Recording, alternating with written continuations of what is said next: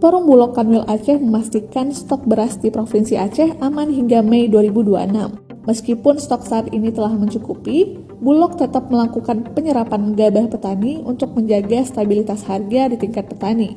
Pemimpin Perum Bulog Kanwil Aceh, Ihsan, menyampaikan hal itu saat meninjau hasil panen petani musim tanam gadu di Desa Terbeh, Kecamatan Kota Janto, Kabupaten Aceh Besar, Senin 3 November 2025. Stok beras kita untuk seluruh Aceh itu ada 98.000 ton. Itu cukup untuk sampai bulan 5 tahun 2026. Stok kita cukup banyak, jadi tidak usah khawatir.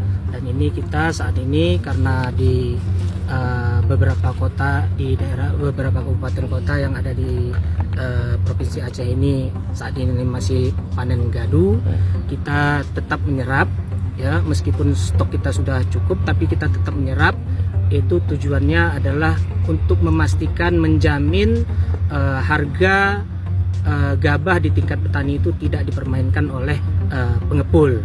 Ya. Sementara itu, Kepala Dinas Pertanian Kabupaten Aceh Besar, Jakfar, mengatakan hasil panen musim tanam gadu tahun ini di wilayah Kabupaten Aceh Besar cukup melimpah dengan produksi mencapai 2,44 juta ton, sementara kebutuhan lokal hanya sekitar 140.000 ton.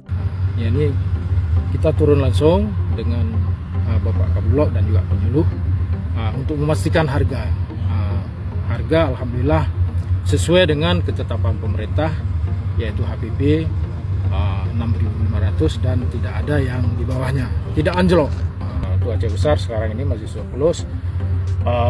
Kita sekitar mungkin kebutuhan di Aceh Besar sekitar 140.000. Berarti kita masih bisa 100.000 ton, mungkin kita masih bisa membantu Aceh Besar, masih bisa membantu Banda Aceh, Sabang dan juga yang kabupaten kota lainnya.